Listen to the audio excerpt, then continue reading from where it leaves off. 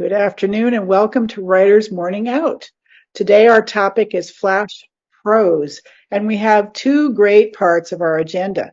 Maxie Jane Fraser will present about flash prose and give us some great resources for our own work. And then five finalists from our flash prose contest will read their work, and our judges will do a round robin discussion of how they judged the 17 submissions we received this year and announce their choices for the top three.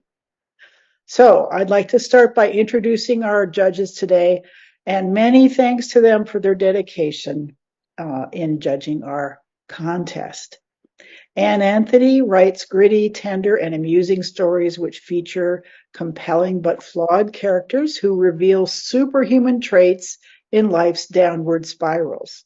She has been published in Brilliant Flash Fiction, Dime Store Review, Carolina Woman's Magazine, Dead Mule School for Southern Literature, and elsewhere. Her poem She Wants, published by Blue Heron Review, was nominated for a Pushcart Award. She was selected as the Gold Writer by Art Ascent for her poem High Horse, and she holds a Master's in Social Work from the University of Maryland and a Master's in Professional Writing from Carnegie Mellon University. Anne was a cast member in the 2017 farewell performance of the Raleigh-Durham show Listen to Your Mother, in which she read her essay In My Bones. She served as co-editor of an anthology of flash fiction intended for readers with memory changes, the collection Flash Fiction for Flash Memory. In 2019, Anne released a short story collection, A Blue Moon and Other Murmurs of the Heart.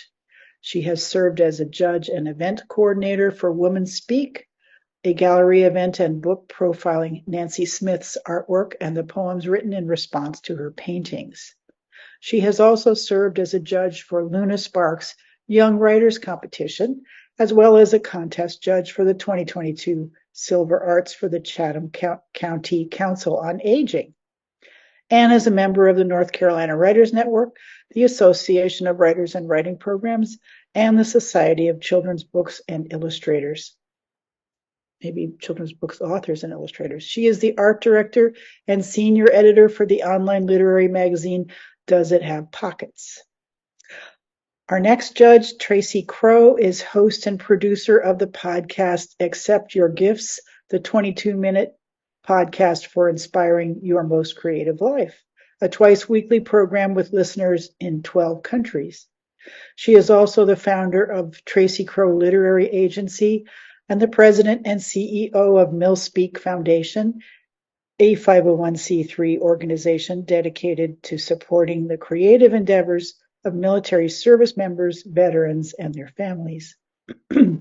Tracy is the author/editor of 6 books, including the novella Cooper's Hawk, The Remembering, the popular history It's My Country Too, Women's Military Stories from the American Revolution to Afghanistan, with co-author Jerry Bell, the award-winning memoir Eyes Right, Confessions from a Woman Marine, the military conspiracy thriller An Unlawful Order under her pen name Carver Green, the true story collection Red, White, and True, Stories from Veterans and Families World War II to Present, and the breakthrough writing text On Point, a guide to writing the military story, in which Crow combines her skills and experience as a former Marine Corps officer, award-winning military journalist, author, editor, assistant professor of creative writing.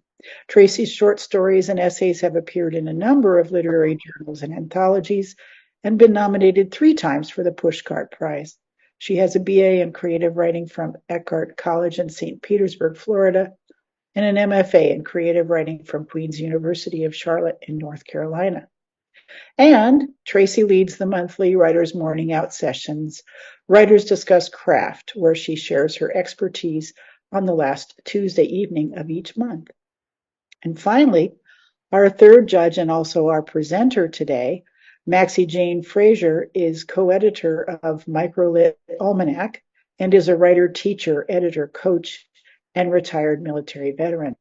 Her latest work has appeared in Scribe's Microfiction, Bending Genres, the Ekphrastic Review, the Bath Flash Fiction Anthology, and other places. She teaches creative writing in the master's program online at Southern New Hampshire University.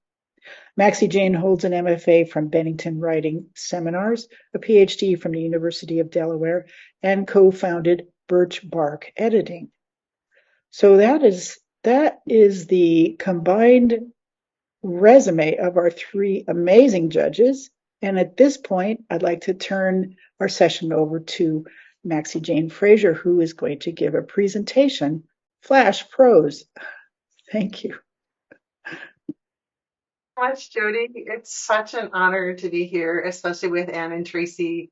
We had an amazing opportunity talking out these submissions, and all of which were so admirable. And I just want to say, I recognize some faces from last year. I know that what you know about flash fiction varies from all of you. And so please know this is an incomplete discussion of flash fiction, but I wanted to do better and even give you an actual um, shared screen PowerPoint thing so you can look at it. At the end, I have a bunch of links for places to either read Flash or consider submitting Flash or lists to look at to find more places. And that's the handout Jody's talking about. If you want that, it's just those hyperlinks. So you can put your email in the chat and she will email it to you because she's awesome. Okay, I'm going to try to share screen. Give me a second. It's not my first rodeo, but it might be my second. But it only does it in this form, doesn't it? That makes me a little sad. Hold on. Okay, there we go. That's better, isn't it? Mm-hmm.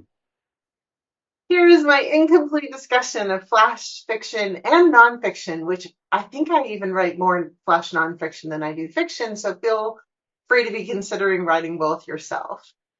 And I want to give you a little history about Flash, talk about some people who wrote it, some techniques that are great to try, rules that then, of course, you should break.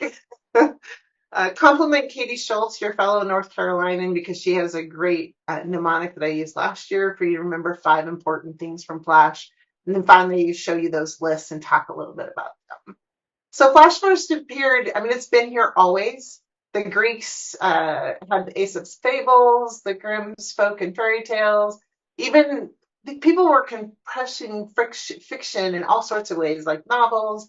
But the term itself, as you can see, showed up in the 1990s when we decided to give it a name. And even now, nobody can quite agree on what it is. Right? So Flash tends to be fewer than 1,500 words. But some places take only under 1,000, and then you start talking about micro, or there's all kinds of names. Once you start Googling this, you're going to see that it gets a little crazy.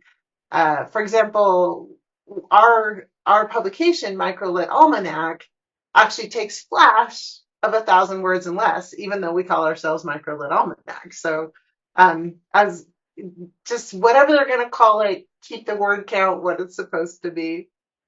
So who wrote it? You'll recognize a bunch of names in here grouped around a time period, like Virginia Woolf and Walt Whitman, and that we're seeing more contemporary people. And in this list, some of the most contemporary that I found as I was trying to think about who was writing this are Joyce Carol Oates and Lydia Davis. And then I thought, let's add your name to the list. Maybe you can be famous in all the ways. George was saying that he's writing novels and isn't really inspired by Flash right now, but who knows? He could change his mind, right? Because all these people, you know them for their novels or their poetry, mostly.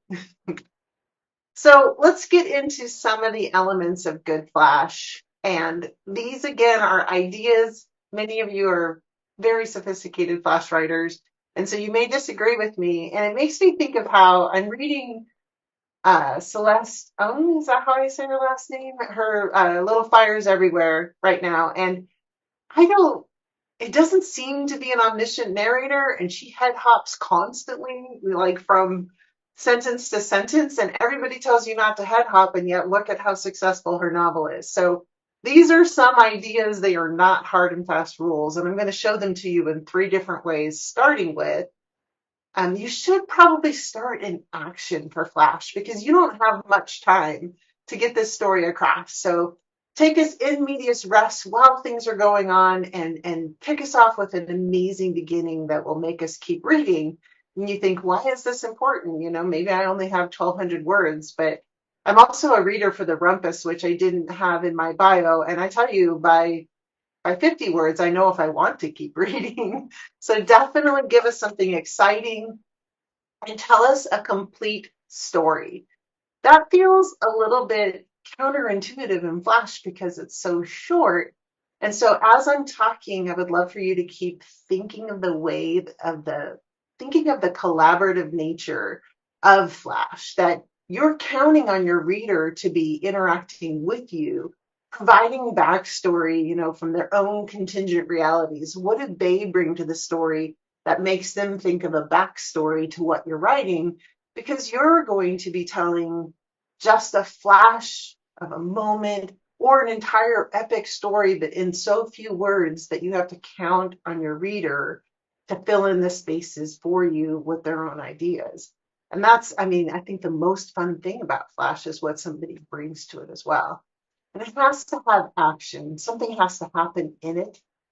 Being inside somebody's head for an entire Flash typically won't keep us engrossed unless that head is remembering some amazing action. And when you're working your way through this narrative arc, I tend to write about 250 word flashes because they're really difficult and I think it's very good for me. And I was telling George, in fact, that as I'm working on my memoir, a lot of times I'll step back and either take a topic, like a theme I'm working on for my memoir, or a whole chapter, and I will use Flash to try to find out what it's about. If I have to tell this complete story in 250 words, I'll find out what needs to be rising to the surface in my chapter. And then imagine the relief when I get the full words of a full chapter to retell the story, right? So the end isn't the end in Flash. And is it in anything we write? All these rules I'm giving you for Flash work for everything that we write. But particularly for Flash, that ending needs to just be like a puzzle piece fitting into place, like that moment when you drop a car into gear and you're ready to drive off with the gas. It needs to be that bell tone perfect oh at the end of it that keeps your reader thinking, yet functions as an end because it has that satisfaction when the words have been chosen perfectly and they sum up's the wrong word, but they finish the narrative that you've been reading and allow you to keep on thinking about the story. And some of the best ways to move through this action, this arc, and arrive at that end is through sensory detail. And I'm lucky because later that's the thing I'll be talking about in our roundtable discussion is the sensory details in these stories. But no matter what, the best of Flash tends to almost always will take you through a story and at the end kind of catch you off guard. There'll be a little shift, a surprise, a twist. And as I show you these 2 more ways to think about these ideas, you'll see that each one of them ends with this idea that Flash needs to take us on a journey and then just kind of surprise us, make us say, oh, or something at the end, make a little change. So let's put this more simply in the language that we're accustomed to for all writing. And again, I would argue from Flash all the way up to epic novels, the next slide applies, which is hook your reader, get them in there, get them interested right off the bat, but give us a complete narrative arc. Now, that complete narrative arc could occur through your own implication. It could be that you're suggesting something that has happened in the past or a direction that the story will go in the future. But the idea of the entire story has to be at least implied. And definitely think through your narrative point of view. There's kind of a vogue phase that has not entirely gone out. In fact, my own piece that's in that Bath Flash fiction anthology is told from the second person point of view. So it's all you do this and you do that. That's asking your reader to inhabit the space of the story. So think through if you want to be first person plural, especially the author Sarah Freely uses first person plural just brilliantly and has a new Flash collection out that I wish I could hold up for you right now because it is brilliant. I'll put the name of it in the chat later.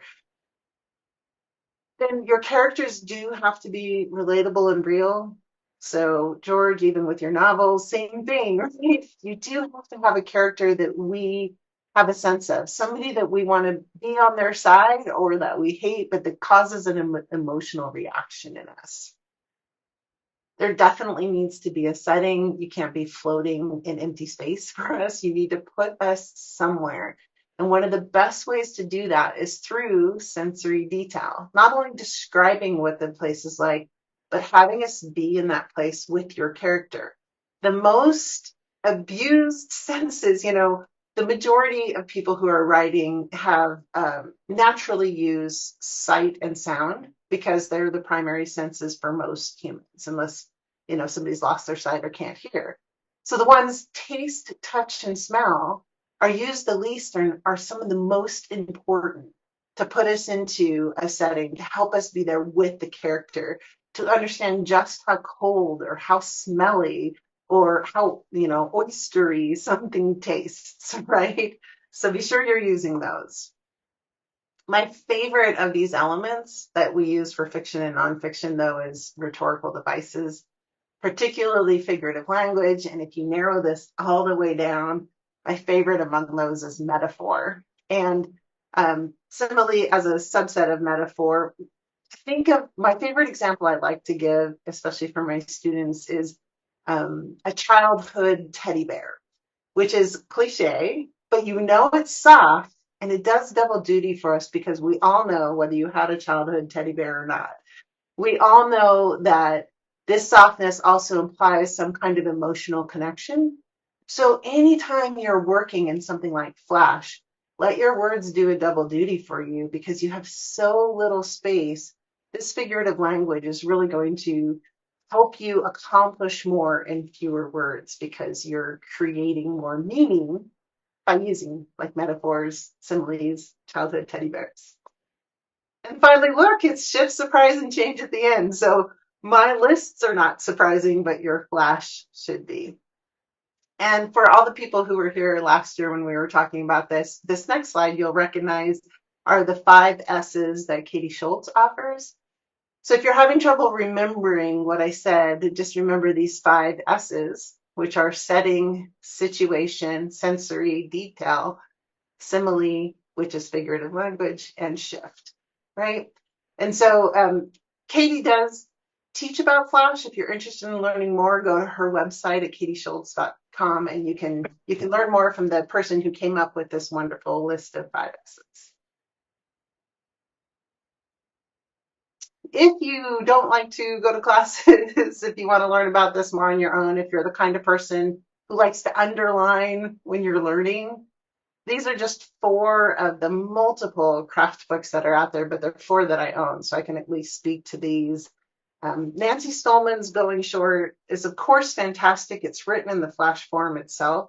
And I had a really productive Flash fiction class with her. She does offer classes, so if you're interested in taking from somebody else, she's a good one. In the third one is Brevity. They publish fiction, Flash, and are one of the most well-known sites. They publish nonfiction, and so this handbook is fantastic. Well, they must do fiction too because it's a Flash fiction handbook. Anyway, they're one of the most well-known sites, and so this book is fantastic, and you'll see they have an anthology too. And then the Rose Metal Press field guides, all their field guides are amazing, and they have one for Flash fiction and one for Flash nonfiction. If you would like to read some amazing anthologies, these are tried and true. Fractured Lit publishes Flash fiction and nonfiction still, but they have their anthologies volumes 1 and 2. There's the Best of Brevity that was put together by Zoe Bossier and Dinty Moore, who's, of course, Dinty W. Moore, not the Stew, who's a little famous in the Flash world. Flash Fiction America is new. If you want to know more about it, Microlit Almanac also has reviews, and somebody reviewed this for Microlit Almanac. So pop over there if you want to read a review about it. It's new and has amazing Flash in it. And Snow Crow, I put this up here as an example, but the Bath Flash Fiction Contest always puts out an anthology. Just know this one because I happen to have a piece in it. And finally, these lists, as Anne was so wise to point out to me, my first list was highly aspirational. So keep in mind as you look at this list, and please know, all of these are on the list that you can receive if you put your email in with Jody. But they're great places to go read Flash. And it's a wonderful opportunity to reverse engineer what you're seeing happening. I encourage you to go in there and see, especially on the column on the right, how do you tell 100-word story? It's phenomenal. 50 give or take, that's 50 words. And yet entire stories appear with a narrative arc and a hook and a shift and all of the above. So I encourage you to go take a look. I have a little plug for ours, which I'll use in the next slide. The next slide has maybe some places to start that have been less competitive to get into. All of them are growing more competitive as Flash is becoming more popular. So, for example, I was telling Tracy and Anne, I have a piece I'm so proud of, and it has had 32 rejections so far. So, harden your shell and go out there anyway and give it a try, because, the right place will take something that you're really proud of, because it just needs to find the right home, right? And of course, my plug is Microlit Almanac. We are only open for submissions twice a year. And so we're open until September 30th, or please join us again in March. But I hope you will send us some work, because we're really excited to read what you have. And then finally, this is the end of the talk. Here's a bunch of markets that you can look at. These are actually lists that people put together. They have some of the sites that I've listed already, but there's more. So don't hesitate to go out and look for other people making lists that are more complete and longer than the ones I've already given you. And please, please, please, if you want to write Flash, go out there and read what's out there, because it'll make you better. I encourage you to, talk to Katie Schultz, or talk to Sarah Freely, or talk to Nancy Stolman, Kathy Fish. All these people run workshops, and there's so much to learn to be in a group of people all writing Flash together and getting feedback from these expert Flash writers, that if you're very interested in the form, I highly recommend you find the people that are teaching about it out there and go try doing a workshop with one of them. Okay, and so if you have any questions, now is the time. I know that was fast. Sorry. No, I think it was perfect, Max. It just illustrated that it is possible to convey a lot of information succinctly, which is, your point. So this is in no particular order. Doesn't, the order in which folks are reading does not indicate whether they're in the top three, but these are going to be our finalists, the top 5 of the 17 that were submitted. First of all, I'd like to invite Phyllis Olson to read her piece, Annie. So Phyllis, please go ahead and unmute and let's hear your piece. Thank you. Thank you. It was noon. Annie sat lined up with 5 other frail souls restrained in their chairs. Soon the dining room doors would swing open and aides would roll the chairs to their appointed spots, where plates of colorless food would be the highlight of the day. As I walked by, Annie caught my hand and said, "Would you sing 'Jesus Loves Me'?" I had come to spend lunchtime with my mother, and I felt a little rushed, but I took Annie's hand and I sang, "Jesus loves me, this I know, for the Bible tells me so." Annie, a tiny wren of a woman, sang along, eyes closed. "My mother used to sing that song to me," she said. Though Annie no longer knew her own name, that old Sunday school song lingered in her memory. She used to sew school clothes for me so I would look pretty. I smiled. I'll bet you did look pretty. She smiled back and said, "Will you take me home? I want to see my mother." "I can't do that, Annie." "Well, then, would you call my father and tell him to come and get me? Tell him I'm tired and I want to come home." Fighting back tears, I held Annie's hand, looked up and prayed, "Heavenly Father, please come and get Annie. She's homesick." Our next reader will be Penny Cottrell reading her piece, Far Out. Okay.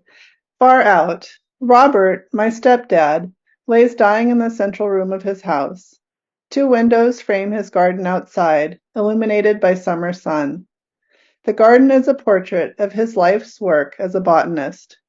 There is so much work to be done, yet cancer is his life's focus now. Bright light marks the long days outside. His light flickers and dims inside.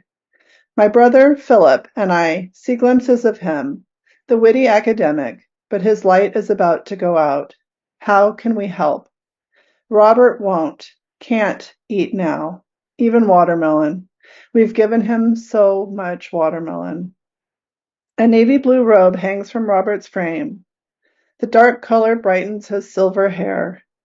In the kitchen, I've prepared a chickpea soup. I hope the smells of cilantro and parsley and lemon will whet his appetite. Pot's the only thing that will help, says Philip. I know he's right. He's gone across the border to Oregon to get gummies. The rule follower in me protests, but I'm desperate.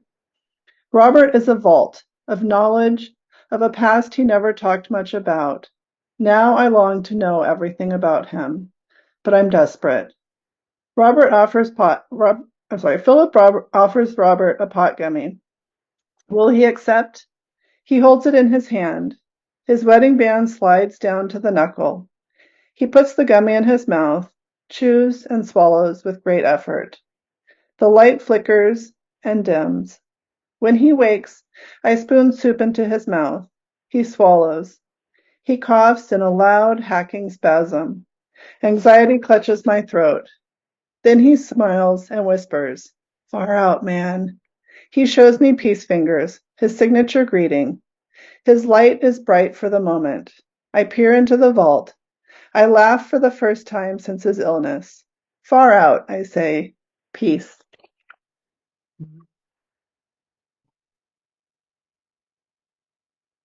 Thank you, Penny. Okay, our third reading will be from Carol Phillips, reading Nothing Matters. Nothing matters. Not to Donna, anyway. Not since her husband of 40 years had a stroke and died. Not since their kids started living lives that didn't include her. Not since her friend Betty called Donna scatterbrained and didn't call again. Not since Donna's mother left her with a house full of stuff. "Promise me you'll protect my precious possessions," her mother beseeched. "They are my legacy." What could Donna say? The precious possessions crushed Donna. She needed them gone. She put items up for sale. Not one thing sold, so she considered other options. Leave the mess for her kids to clean up after she died? She wasn't planning on dying anytime soon. A fire? A lovely grease fire. If she did it right, the whole house would burn down and nothing would remain. She just couldn't get caught. Weeks later, Donna laid on a bed in her cousin's home, dreaming of pelicans skimming the waves of Belize. Lizzie's loud, "Donna, this fire marshal is here," disrupted the vision. The aging marshal looked bored. He reported the accidental blaze started as a grease fire, then got out of control when Donna dumped water on it. A secondary fire started in the living room couch where Donna dropped the tablecloth she used to smother a burning sleeve. "I don't know what I was thinking," Donna said, wiping her eyes. Kitchen fires can confuse people. Donna thought he wanted to add, especially Gypsy old women. The marshal confirmed the house and contents were ruined, handed Donna a copy of his report, and left. Telling Lizzie she'd talk later, Donna ran to her room. She fell back on the bed, arms outstretched, laughed silently. Her plan had worked. She'd soon be in Belize and wouldn't care if nothing mattered. Mm.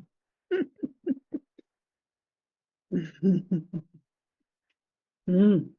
Thank you, Carol. Our next reading is The Woodpile by Gary Phillips. I've renamed this The Goddess in the Woodpile. And I apologize that I'm helping anchor a Latina festival in Solar City with 5,000 people out the door. So glad to be able to reach you. We built a new shed this July with the help of that carpenter from Silk Hope. And I was hot to get all my wood under. I cut cedar boards and posts to make a rick, then set into moving everything under cover. A lot of creatures like to shelter under a woodpile, and I was amazed at all that boiled out as I carried the wood from a loose pile to my new stack. Wood crickets, skinks, just hatched fence lizards, a field mouse family, wolf spiders. I was slow and let them all find their new places. At about 3 o'clock in the afternoon, working out the last quarter of wood under the cedars, I picked up a log and there she was, just a few inches from my hand, shining in the sun like a new penny. Eastern copperhead for sure, heavy-bodied but not large, maybe 3 feet long. She was not aggressive or frightened, just curious. Slowly she uncoiled and tried out different spots in the woodpile while I worked around her. I'm not afraid of snakes, but I must admit she made me nervous. Finally, I took a long-handled hoe and moved each stick of wood slowly aside until she was completely exposed. Sitting on a log, I watched her as she took her own sweet time and slipped into the field. I was a little unnerved, but still grateful for her visitation. A goddess in the woodpile, I thought, and she was beautiful. It put me to mind of my grandmother Lily, whose South Carolina family danced all over the color line, and who had been bitten once by a copperhead. Moving a woodpile on a hot summer day, as I remember. Thank you. Mm. Now we will hear from, if I can get back to my list, Julia. There's always an explanation. I took her in the kitchen while Lynn talked to the partner. I opened the freezer, found a pack of frozen corn, put it to her swollen face. Here. I slid the hotline card into her hand. Maybe she nodded. Maybe it was just her head wobbling, heavy with everything she carried. No, she said, raising her voice. I told you I fell into the table. I waited. You never know if they will change their mind. She was holding the bag of corn across her eye, the card hidden. I nodded, turned to leave. Maybe. The man was smiling, his face the model of sincerity. He opened his hands, playing his honesty like a second-rate actor stuck in summer stock. Sorry we bothered the neighbors. It's like she said, she fell. Yeah, Lynn said. Give it a rest, man.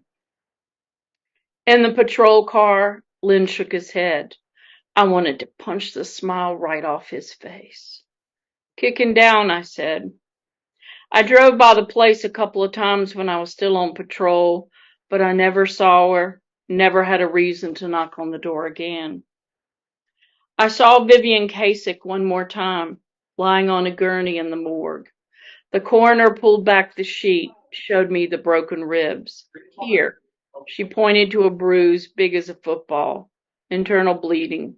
Shock. Her body was covered in bruises from knee to chest, thumbprints gouged into arms. My father took us out on us kids, every injustice he faced. I know what it's like to cower, to love and hate that monster. It lives in all of us, yearning to be awakened. I didn't fight back. Haven't crossed that line. Not yet, anyway. Mm, mm, thank you. All right. So many thanks to all our readers. What a wonderful array of story and prose. That was fantastic. And now I'd like to turn this over to our judges who will talk about their process for reading the 17 submissions and their thoughts about criteria and what they'd like to share about the five finalists. We all agreed that we would follow some of what you saw on the slides today, that we'd be looking for things like a hook and narrative arc and how do we relate to the characters, what point of view was being used. We considered things like setting, sensory detail, and your use of figurative language. And did you get that landing at the end? Did you really give us that shift or surprise? And so the three of us said these criteria sounded good and trotted off to the 17 stories with the requirement to come back with our top 5. And oh my goodness, it was just difficult. All the stories were amazing. This was a really competitive group of people. And so, not surprisingly, we didn't entirely agree on what those would be. And so, this group of judges, we had several back and forth before we ultimately came up with 5 and then came up with who we thought we would place. But we feel like so many of you are deserving. I just need to get that out there, and that these top 5 reflect part of a big group of really good writers. And I'll also add that of all the 17 pieces, there were sections within each one of those that we literally swooned over. Like the final shift would have been the perfect landing, but there were some issues leading up to that final landing that were just a little less solid. And so we thought maybe, certain writers could have gone back and maybe tweaked and revised maybe one more time, and they would have really had that ready, to place. But within every piece, there was something that caused us to swoon over, whether it was figurative language, the ending, or the narrative arc. So yeah, we got it down to these 5, and then it was kind of like, all right, we're each of us kind of like battling it out for our top 3. So it was fun and it was enlightening. But the other thing that it was too was it was also super enlightening to see how subjective all of this process is. And it's a reminder, especially for me. I mean, I do a lot of acquiring of books and manuscripts and things like that, but I get to make those choices myself of what I'm going to publish for people. I don't have to run it by anybody. And so it's my subjective view on what I'm going to publish for our foundation. But when you're with a group, it's so interesting to see other points of view and what other judges thought were stronger, weaker, this and that. And it really, really reminds me of how subjective this whole process is and why no one in this group in particular should ever think of quitting. You just have to keep submitting, keep working on it, keep tweaking, keep, working on your craft, mastering that craft, and keep submitting because your work will find its way out there. The two honorable mentions would be Carol Phillips and Penny Cottrell. Yay! Great job, ladies. Great job. I have to say, Penny and Carol, listening to the both of you read those pieces, they were That was phenomenal. Okay. Do we And want also another reminder about performing our work and, how important that can be too. So, if you have an opportunity to do an open mic or consider reading these pieces because, they do come across so well in the way that you're delivering them quite well. There's a bunch of places where they not just only publish your words, and we do this at Microlit. Starting in August, we have all the people read their pieces, and it really is transformational to watch the words and hear them read. Yeah. So Tracy, do you want to announce the third place winner? Okay, our third place winner goes to Phyllis for Annie. Congratulations, Phyllis. And Maxie, do you want to talk a little bit about the criteria for why we chose Phyllis's piece over the others? We're gonna To talk about sensory detail. So Yep. I can talk about sensory detail. We'll each talk about our parts for Phyllis's piece and then go on to the next. So with Phyllis's piece, there were so many little moments, like the tiny wren of a woman. That figurative language gave us the feeling of the frailty that this woman had. And one of my favorite moments of absence of sensory detail, which can be almost as important as sensory detail, is that colorless food. So those are my two favorite parts of sensory in there, where we know with the colorless food how unappetizing it is. And I thought maybe I'd tell everybody who was already writing so successfully what I wanted, though. I wanted the smell of that home. Again, taste, touch, and smell are the ones we abuse the most. And everybody knows that if they're about to serve a colorless food lunch, we have an idea of what that might smell like. And that could have been one amazing detail to include in there. And I'm going to talk about narrative arc and for us, and in particular, what I saw in Phyllis's piece of Annie. Remember, this takes place right in medias res. In fact, the narrator is even interrupted by someone in the middle of her journey to go have lunch with her own mother when she's stopped by Annie. So that is really, really important, dropping right into the middle of the story, right into the heart of it. And then this art just takes us right through. We have this rise, and then we have this wonderful fall toward the shift. There was just so much, so much richness in this that gives us this arc of a complete full story. And I think you guys, if you'll think back on it, you'll start to remember a lot of those little details about Annie sharing about her mother sewing her clothes, and we just really, really loved this piece. It was very strong. and let's see. Yeah. So, and what I want to talk about is when all things being equal, how do you make that final decision about whether you like a story or not? And for me, it's always it's about the affect that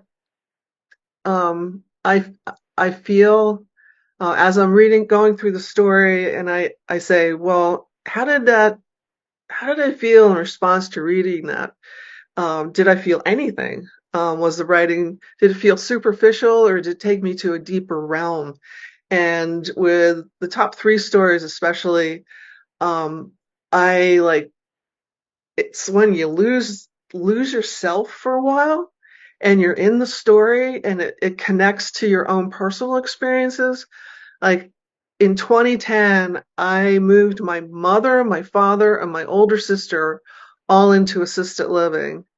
And I'm still visiting my sister. My parents had passed away, but all of those visits in and out of these buildings and through throngs of people sitting around, and I saw Annie. I just, I knew who she was. I knew, like, because it happens all the time. It's, hello, honey, can you help me? And that desire to, can you just take me home? Will you just take me home? So it was like, I don't know. I think I teared up as you're reading it, Phyllis, because it was such a personal account. So for me, that's what it is. It is extremely subjective when all the other criteria equals out or balances out. It's what moves you most. So thank you. So on to the second place. Second place. Who wants to announce that one? I will. Okay. Okay. Second place was The Woodpile by Gary Phillips. Congratulations.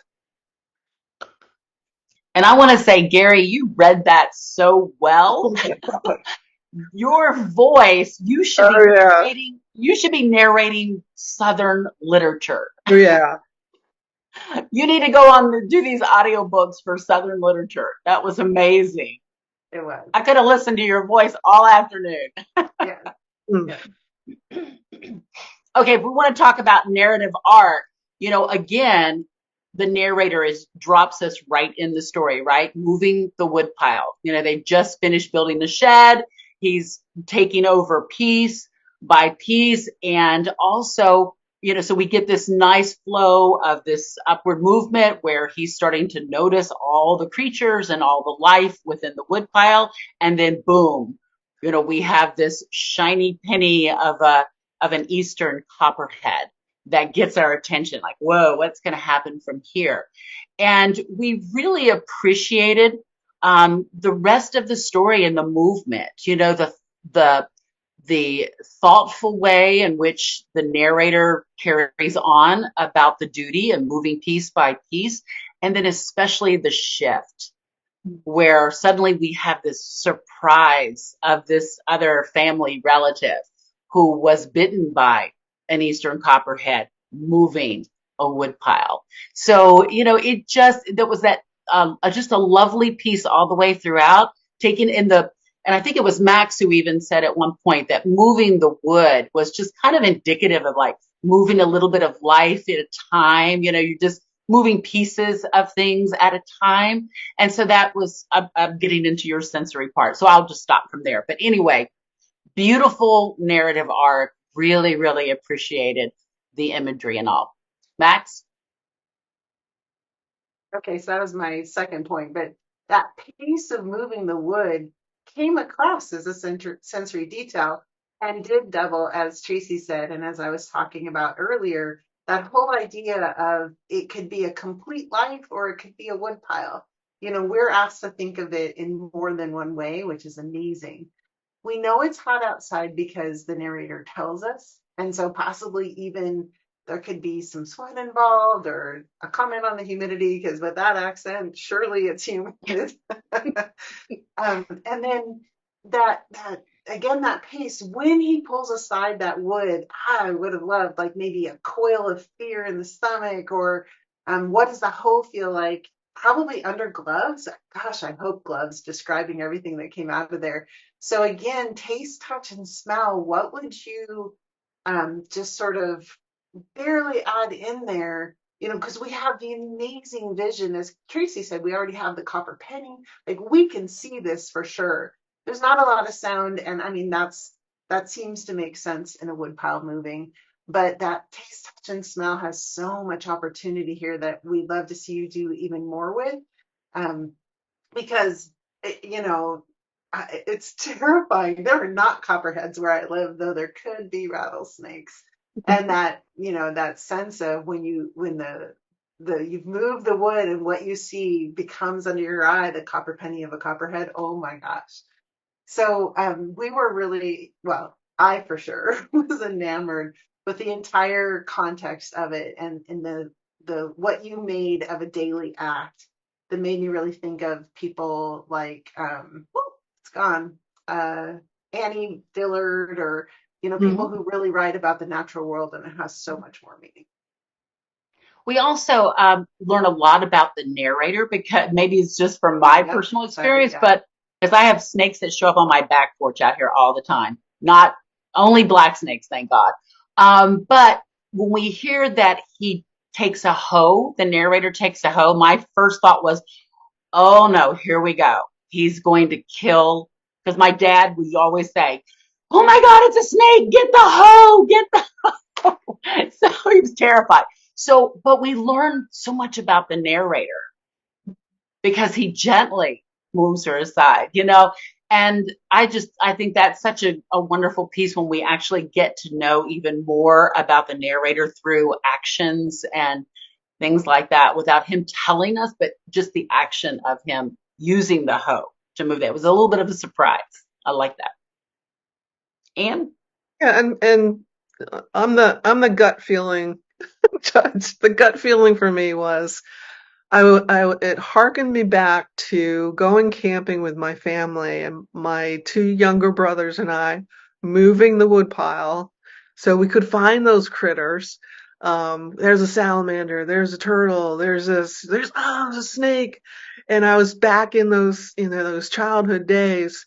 But then, as I'm reading through your piece, I get to the last section and I think, this is poetry. This is like virtually poetry because it's just written so in such a lyrical fashion, and it elevated the piece.